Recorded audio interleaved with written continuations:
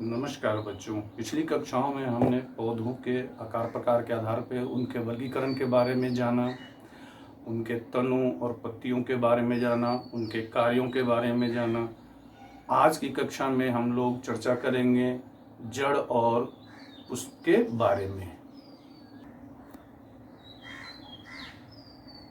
जड़ पौधे का यह भाग मिट्टी के अंदर होता है। जड़ें मुख्यतः दो प्रकार की होती हैं, झकड़ा या रेशेदार जड़, अंग्रेजी में फाइब्रस रूट कहते हैं।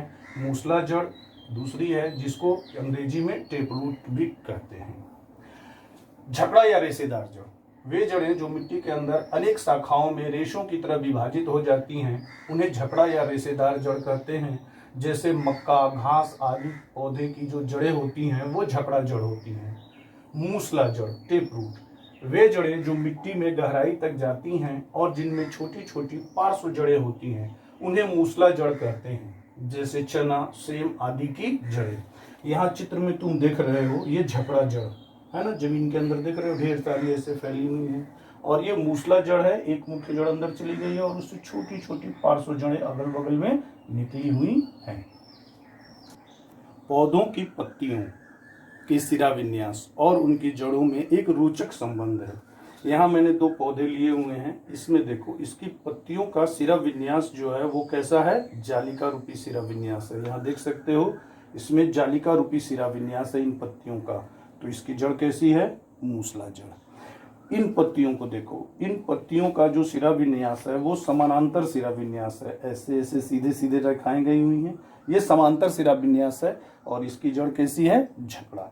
यानी कि जिन पौधों की पत्तियों का सिरा विन्यास जालिका रूपी सिरा विन्यास होता है, उसकी जड़ें मूसला जड़ होती हैं। और जिन पौधों की पत्तियों का सिरा विन्यास समानांतर सिरा विन्यास होता है, उनकी जड़ें झकड़ा जड़ होती हैं।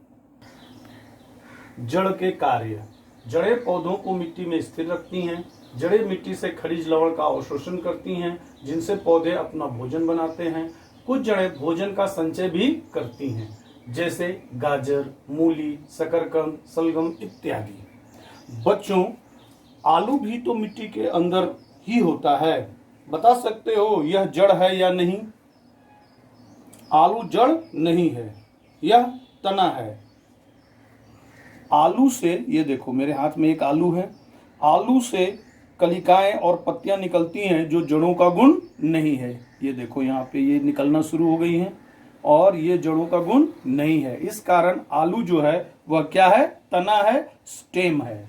पौधे का एक सबसे महत्वपूर्ण अंग है पुष्प या फ्लावर। पौधे का सबसे आकर्षक एवं महत्वपूर्ण अंग होता है। पुष्प के अंग, बाह्य दल, सीपल्स।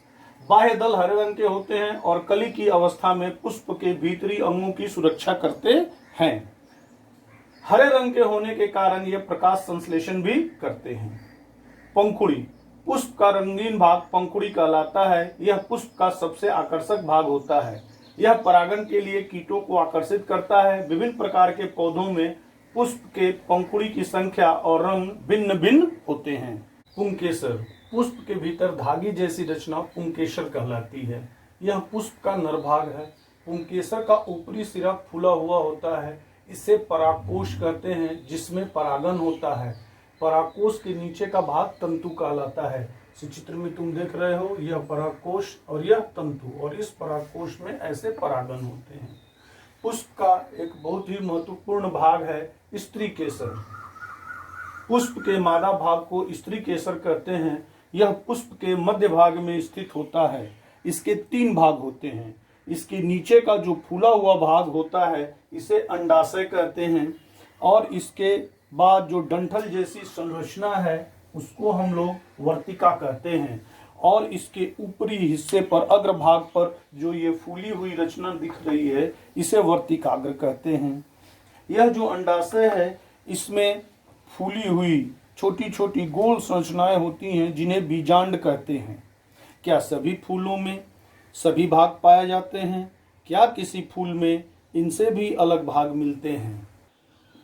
वास्तव में सभी फूलों की, सभी पुष्पों की संरचना हमेशा एक जैसी नहीं होती है। हम आगे की ऊपरी कक्षाओं में इस पर विस्तृत रूप से चर्चा करेंगे। धन्यवाद।